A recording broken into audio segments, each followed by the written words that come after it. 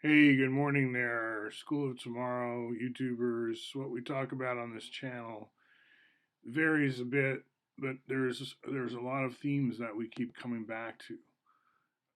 Many of them are kind of what you call right brain or geometric, like things you can picture in your mind's eye or make actual physical models of, such as with toys or mass-produced items, not necessarily by your own hand, but maybe like 3D printing, so on, all kinds of stuff like that, right?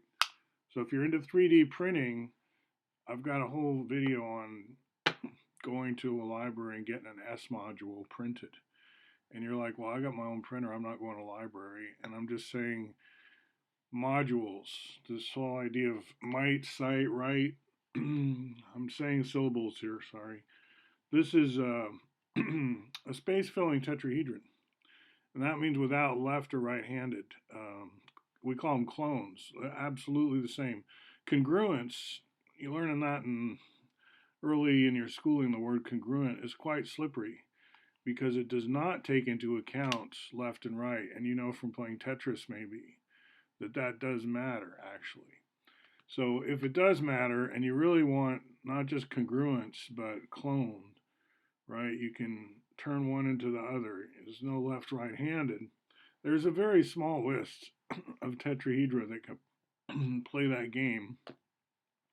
Although, caveat, you've got to check out the Goldberg family that gets stapled on. So, at the time of this table I'm showing you, we've got this is from a 70s, early 70s math paper by Micheal Goldberg, and he's going back over the research that's happened up till this time and giving the 5 space fillers that we know about, clonable tetrahedra that fill space. And it just happens that in the Bucky literature, we've got convenient naming for that stuff. The might is column 2 here, and then 2 rights space bonded in one way gives what's called the rights, which is column 1. And then quarter rights and half rights are space fillers. So all 5 columns you've covered here. Now let's look at a right. Here's a mite. You can make a 24 mites make a cube, which I'm going to show you here. So David Koski and I, especially David though, he's the one with the V-zome and really into this whole area of study. He's been dissecting the coupler into all kinds of new stuff based on the quarter right and the half right. So here's the right made of 2 mites. So the mite alone is a space filler, but then this is a tetrahedron is a tetrahedron again that will fill space. And then let's see, there's 2 ways to make mites fill space. Let's see, the other one I guess is to just do sorry, I should have rehearsed all this and got my I should have had all these pre-assembled, but this flying wing guy, 1, 2, 3, 4, he's a tetrahedron, and I've done videos on all this already.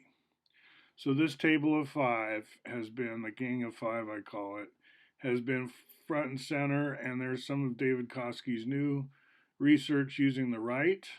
See, the right, RIT, that's interesting because it splits into clones in 2 different ways.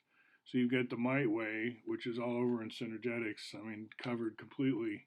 And then you've got the half right way, which is not covered in synergetics, nor is the quarter right mentioned as a space filler. So we're filling in some of the holes, and we're using Jupyter Lab to do it. In other words, this is the new dashboard for what I call high school.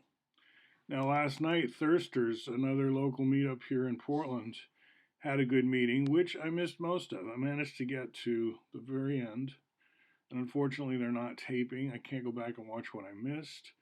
But Barbara wrote to me. I know Peter Bechtold, and actually, there was a lot of Princeton in that meeting, including me. And we talked about the future of high school. What could we envision? And that's a big topic here on this channel because I've had a lot of freedom to shape what high school could mean. And at the very end in that chat session, I uploaded, I believe, what I'm calling experimental It's really just the hello page. Let's see, where is it? It's experimental PDF.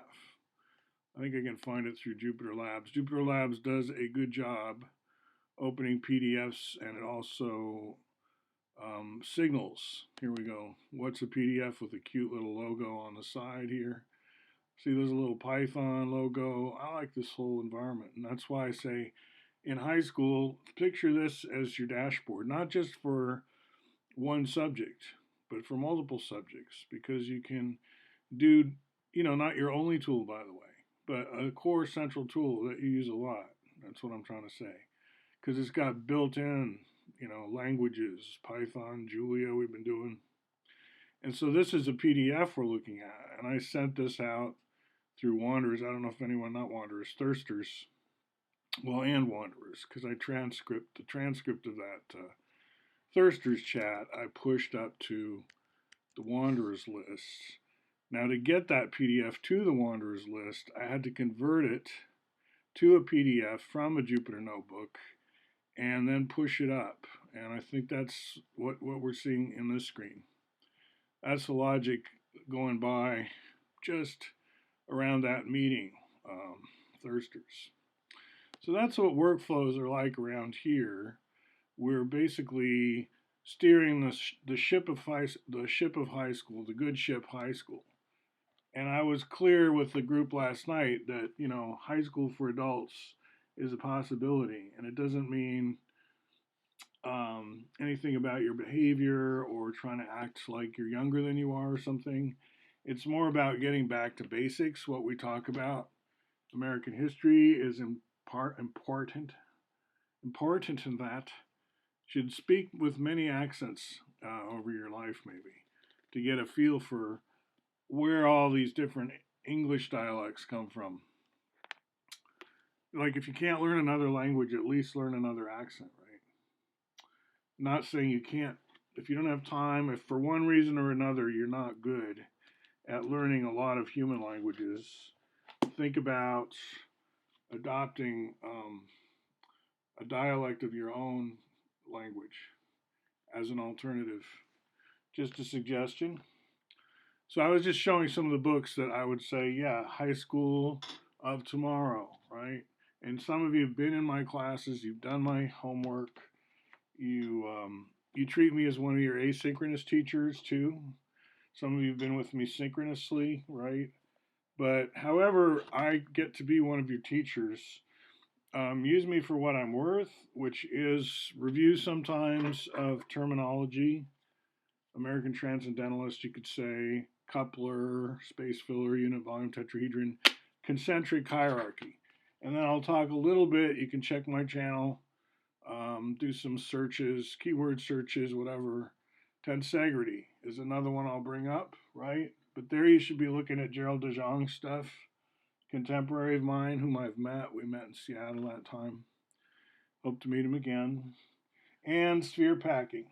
This is very elementary school, right? 2 or 3 videos ago, I poured all these balls out of this tetrahedron, oh dear, into a cube.